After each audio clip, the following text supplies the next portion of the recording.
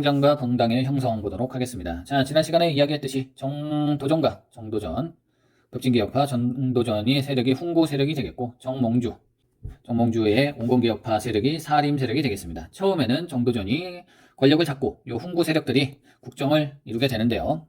이들이 세조 왕권 찬탈에도 협력을 해서 훈신으로 인정을 받았고, 그걸로 인해서 고위 관직을 독점하고 정치 권력을 장악했습니다. 그리고 농장도 확대하면서 재산도 축적하고 뭔가 힘이 세지면 그때부터 비리와 부정을 저지르기 마련이죠. 이렇게 가고 있었는데 성종 때 이르러서 성종 때 이거 가만 보니까 안 되겠네. 사림을 좀 등용해야 되겠어.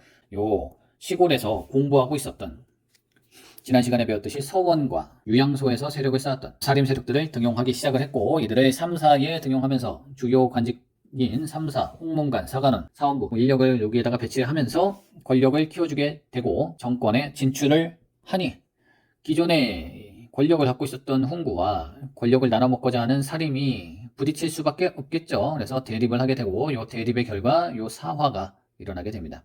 네 번의 사림이 화를 입었던 네 번의 사건이 일어나게 되는데, 요 무갑기을, 무갑자, 기묘, 일사사화, 무갑기을, 요 네 가지 사화를 알아두셔야 되겠습니다. 그래서 두 개의 사화는 연산구 때 일어납니다. 무사화와 갑자사화. 훈구 세력인 김종직의 조의제문을 구실로 사림을 몰아내는데, 이 조의제문이라는 건 뭐냐면, 그러니까 쉽게 얘기해서 세조를 비판하는 내용이 되겠죠.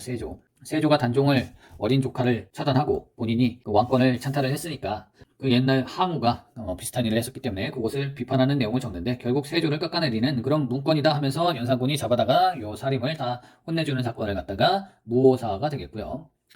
그 다음에 연산군의 엄마가 패빈 윤씨인데, 성종이 여성을 만나는 것을 굉장히 좋아했지 않습니까? 그래서 윤씨가 많이 질투를 했고 여러가지 주술과 저주를 퍼부으려다가 걸려서 결국 사약을 먹고 죽게 되는데, 요 윤씨 사건, 윤씨의 아들이, 패비 윤씨의 아들이 연산군이란 말이죠. 그래서 이 연산군이 요 사건을 알게 되고, 뭐 미리 알았을 수도 있는데 어쨌든 뭐 알아서 요때 관여했던 사람들 다 나와 하면서 다 죽이는 게 갑자사화가 되겠습니다. 그래서 뭐 이 연산군 굉장히 잔인하죠. 이때 바람폈던 여성 2명을, 어머니뻘이죠 사실은. 그 2명을 뭐 데려다가 고문하고, 이 2명의 아들, 그러니까 배다른 형제들이죠. 아들을 데리고 와서 여기 명성말이 한 다음에 때려 하면서 누군지도 모르고 때리는 사람도 있고, 때리려고 봤는데 왠지 아무리 봐도 우리 엄마인 것 같아서 못 때리고 울고만 있었던 사람도 있고, 뭐 이런 일들을 했었고, 다 죽인 다음에 무슨 젓갈을 만들어서 뭐 어떻게 했다라는 이야기도 있는데 너무 끔찍한 이야기가 되겠죠. 자, 이런 일이 있었고, 김효사와는 조광조를 제거하면서, 원래 조광조를 뭐 중종이 등용을 하면서 잘 활용을 했었단 말이죠. 개혁도 좀 했었고.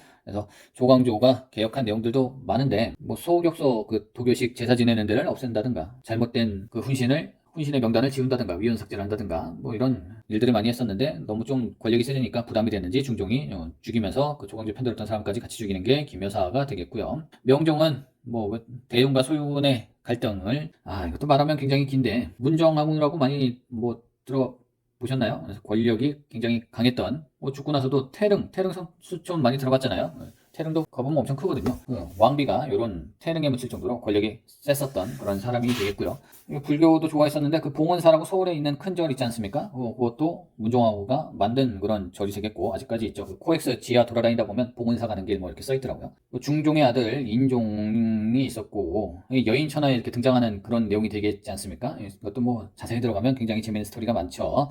인종이 있는데 맨날 뭐 스트레스 주고 먹을 걸로 독약 탈 것처럼 막 이렇게 하고, 그러니까 인종이 금방 죽어버려요. 엄청 효자인데. 그래서 문정왕후도 중종의 부인인데, 이 문정왕후가 배 아파서 난 이 명종을 올리기 위해서 그렇게 노력을 했는데, 어쨌든 인종이 죽고 나니까 문정왕후의 아들 명종이 왕위를 잇게 되고, 이때 인종을 지지했던 대윤과 명종을 저주했던 소윤이 이렇게 싸움을 했던 그런 일들을 일사사화라고 이야기를 합니다. 그렇고요. 어쨌든 이 네 번의 사화를 통해서 사림들이 많이 죽어나갑니다. 그래서 목숨을 많이 잃지만 결국 계속 죽어도 밀고 들어오고, 죽어도 시골에서 계속 밀고 들어오니까 결국 사림들이 권력을 장악하게 되는 것이죠.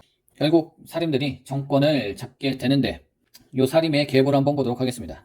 정몽주부터 시작된 요 사림 세력은 길재김, 숙장, 김종직을 거쳐서, 김종직은 아까 요 조의제문 썼던 김종직이죠. 그래서 점점 파가 조금씩 나눠지게 되는데, 여러분들이 들어봤을 이름은 조광조, 서경덕, 이연적 이렇게 있죠. 뭐 유명한 사람들이 이렇게 있고, 자, 요 제자들이, 요 조광조, 서경덕, 이연적의 제자들이 갈라지게 되는데, 뭐 이들은 갈라진 건 아니지만 후세에서 갈라났지만, 여러분들이 많이 알고 있는 성원, 이황, 조식, 남명조식 이렇게 있는데 이게 힘을 갖게 되면 갈라지게 돼 있어요. 한 팀으로 이뤄서 뭔가를 가기가 좀 어려운 것 같아요. 뭐가 됐든지. 사림이 정권을 잡았으면 지들끼리 딱 모여서 잘 정치를 이뤄가면 되는데 이렇게 갈라집니다.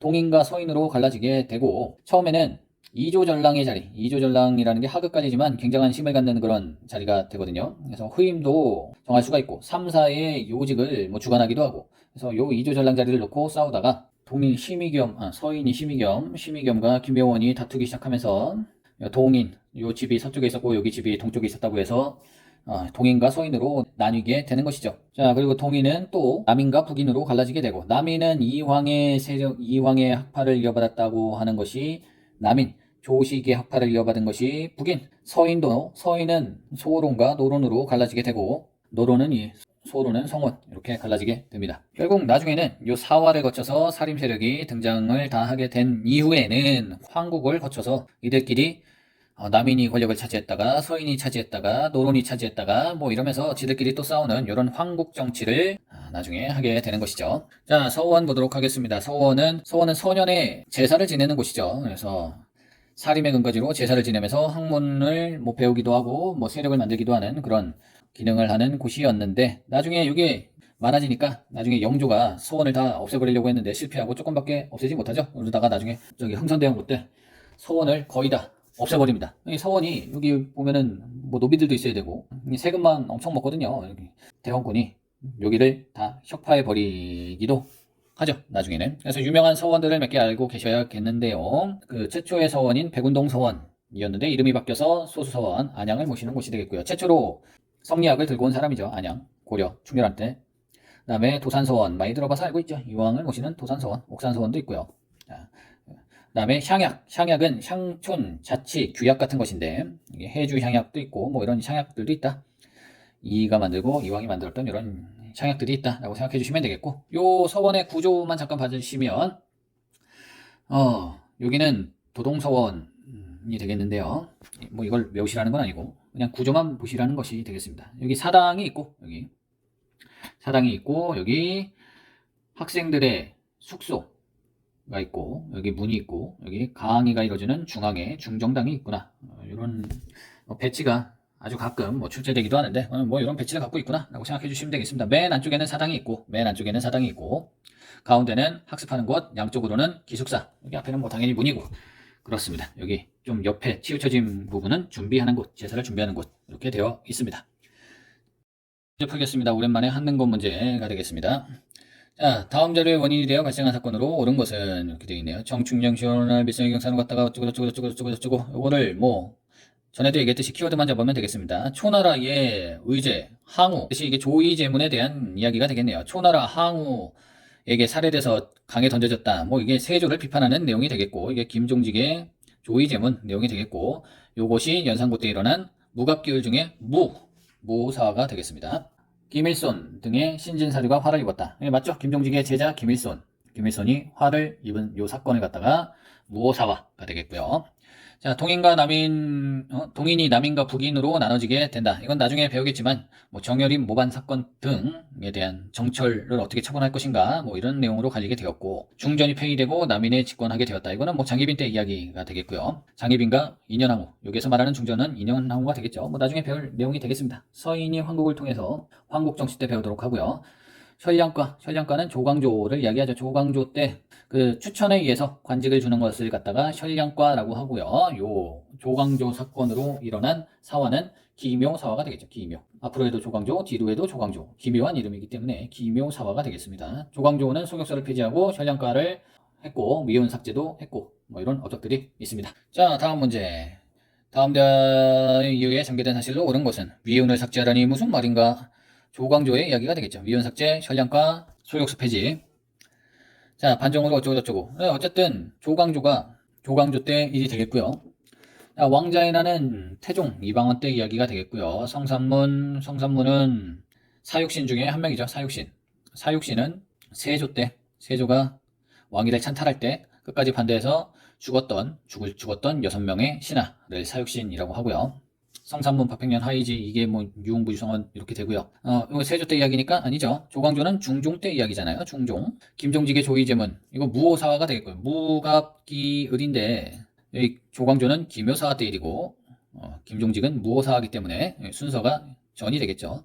도학 정치를 주장한 조광조 등이 신진사주가 되어 제거되었다. 요게 맞겠죠. 예, 조광조가 제거가 되니까. 이거 뭐 나뭇잎에다가 주초위양이라고 뭐 이렇게 벌꿀을 발라놔갖고 벌레가 파먹게 해서 여기 나뭇잎에 주초위양이라고 써있어요. 그러니까 주초위양이라는 게 뭐냐면 주초자를 합치면 요 조자가 나오거든요. 한자로.